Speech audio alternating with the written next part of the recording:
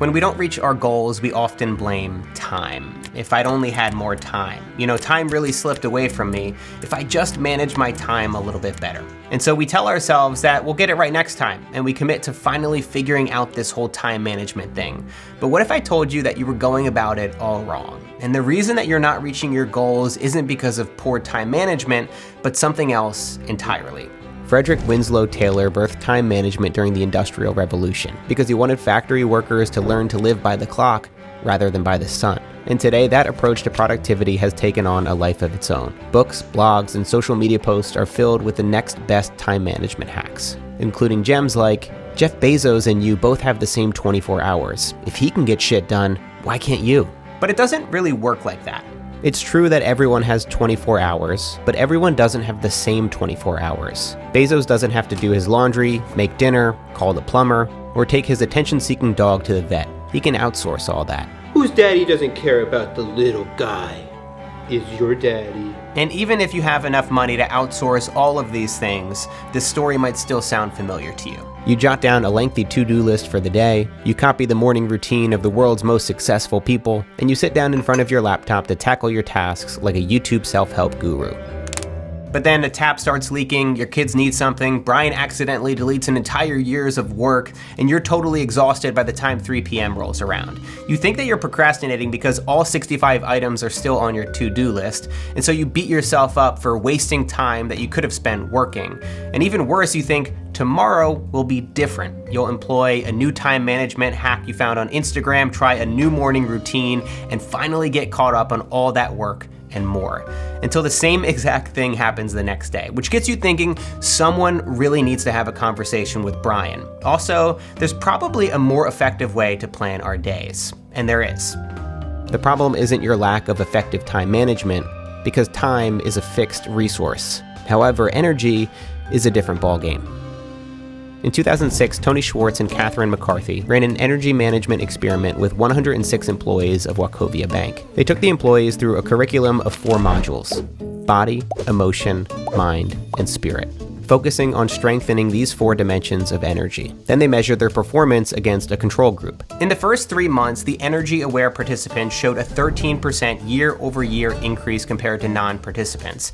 And the participants consistently outperformed the control group for the entire year after completing the energy management program. When asked how the program influenced the employees personally, 68% said it had a positive impact on their relationships with clients, and 71% reported a positive impact on their productivity and performance. It turns out that cramming 65 items onto your to-do list and scheduling 5 meetings in one day might seem like a good idea in theory, but it doesn't account for the reality. You might have enough hours in the day to do all the things that you want to do, but you don't have enough energy. Unlike the predictability of the clock, our energy can swing wildly from one hour to the next. And if you continue to take the advice from factory labor days and apply it to our modern working environment, you're gonna only be disappointed, frustrated, and burn out. It's time to stop hunting for time management techniques and to start managing our energy instead. But first, this week's video is brought to you by Squarespace. Let's say that you're a productivity guru and you want to build a website to teach people your ways. Well, first things first, you need a great domain name, productivitysavior.com. It's pretty catchy. Next, you'll want to choose a beautiful template. This one will definitely spread the word. After that, you can easily drag and drop photos, add a logo, include a call to action, and add some quippy copy, all with just a couple clicks. With Squarespace, you can scale your business with detailed analytics, scheduled posts, and e-commerce stores. It's never been easier to build a beautifully designed website and start enlisting thousands of people to join your cult. There's probably a better word than cult. Visit squarespace.com today for a free trial, and when you're ready to launch, go to squarespace.com/MattDiavella to save 10% off your first purchase of a website or domain. By supporting Squarespace, you're supporting this channel, so thank you, and thanks to Squarespace for sponsoring this video. All right, so if you want to start managing your energy better, there are 4 things you need to start doing. First, you need to find your peak performance periods. There's a time of the day when you're naturally more focused. Maybe it's in the quiet mornings before your kids wake up, perhaps it's in the late afternoon lulls, or it could be late into the night when the world goes silent. During these hours, your energy seems to be at its maximum. Getting into a flow state is effortless, and tasks that would otherwise cause you a crisis get checked off with ease. Find these hours in the day where your focus is at its peak. When do you tend to get the most quality work done in less time? Keep a productivity journal for a week and take note of when you're feeling most sharp. You could even combine this with a time tracking app like Rescue Time to see if you're actually making the most of the periods where you have your optimum energy. And this might change as you age. I became a morning person at 30 years old. Before this time, I'd get most of my work done well into the night. I'd often stay up past 1 a.m. working on projects, and I pulled way too many all-nighters than I'd care to admit, although I'd blame that more on my impressive procrastination skills than the fact that I was better working at night. But now I find that the first 3 hours after I wake up is really my window of peak performance. That's why after I wake up at around 7 or 8 a.m., I try not to let too much get in between my work and myself. The mornings when I overcome resistance and I sit down at my desk as soon as possible are the days where I'm most likely to make significant progress on my projects and towards my big goals. Next, find out how much energy a task requires. Your energy isn't constant. It ebbs and flows according to how much sleep you've had, how much you've eaten, and the quality of your downtime. Instead of using time management principles to organize your day, organize your tasks by the amount of energy that's needed to complete them. So when I think about my life, there are definitely those items that require little effort and those that seem to drain my battery way faster. My most energy depleting tasks include filming, like this, phone calls, meetings, writing, and video editing. And my lower energy tasks include reviewing work, checking emails, replying to messages, and I would even put household chores down at the bottom as well, like making dinner, doing laundry, and cleaning up. You can do this practice yourself by creating a list of the most common tasks you have to do in a week and then order them from the most draining to the least.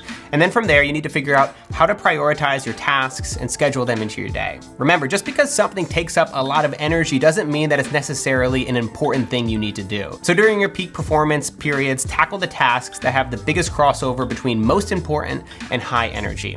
For me, I do most of my writing, filming, and my video editing in the morning, and then I schedule my administrative items that are a little bit less important and require less energy outside of that peak performance window. This is when I check email, I schedule most of my phone calls, and I do my chores. Even though I could blaze through my chores first thing in the morning, it's just gonna be a waste of my limited energy. And then you need to refill your cup regularly. Rest is productive. I repeat, rest is productive. Research has repeatedly proven downtime enhances your brain's ability to be more creative and productive and overall just less of an asshole. None of us is built to run nonstop, and as corny as it sounds, you can't pour from an empty cup. It can be challenged to prioritize rest when we live in a culture that glorifies burnout and has done it for so long. And while the tide does seem to be turning and more people are talking about the importance of mental health and sleep, we still have a long ways to go. When you're always connected through work, through your phone, it's a slippery slope from responding to Slack messages at midnight to checking email while you're on the toilet. I'm not a businessman, I'm a businessman. Oh, nope, yep, I'll be right out. Sorry.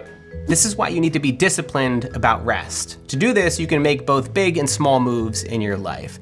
For the small moves, find out what helps you to replenish your energy and make space for those things daily. Maybe it's a morning walk, an afternoon workout session, or 15 minutes of meditation after work. And don't just do these things when you're already feeling burnt out. Meditating after you've had a full-blown mental breakdown isn't gonna solve any of your problems. And then of course, there are the big moves that you can make. If you're currently working a job that doesn't value rest and downtime, if you don't get enough time off, if you don't have a flexible schedule, or you can't work from home, it might be time to start looking for a new job. There's only so much that you can do if your boss expects you to be up at all hours of the night checking email or even working while on vacation. This kind of work is unhealthy and unsustainable, and you deserve better. And finally, make flexible to-do lists. As much as you try to implement every productivity technique out there, from color-coded calendars to Pomodoro clocks and hula hooping to increase focus, yes, apparently that's a thing, some things are just outside of your control, and your energy is often one of those things. You can do everything right and still wake up feeling lethargic. You can have the best intentions in the world, but still have difficulty concentrating even during those peak performance hours. Well-structured daily plans are great, but they have to leave room for spontaneity and unexpected events. While planning your day, make sure to cut yourself some slack when things don't go according to plan. And I'm mostly saying this because this is advice that I need to hear myself right now. I know personally how frustrating it can be to have your entire day derailed by one thing. Whether you can't log into your online account because the server is down, or your printer won't connect to your laptop even though you've tried for 2 hours and you connected and reconnected it, and then you called customer support and they couldn't help, and then you did literally everything you could possibly think of, but your printer won't connect to your laptop. The point is, you're not perfect. And the sooner that you accept that and add some flexibility into your life, you'll realize that even if you have a shitty day, it doesn't need to affect your well-being or your self-worth. Time management techniques and tactics aren't all that bad. In fact, some of them are really helpful. But until we start to prioritize our work and life around the ups and downs that we face on a daily basis, we will consistently disappoint ourselves. Organizing your life around your energy can help you set more realistic deadlines, tackle complex tasks, and ensure that you don't drain your battery clipping Jeff Bezos' toenails. While we might all have 24 hours in a day, they aren't all the same 24 hours, so we should plan accordingly.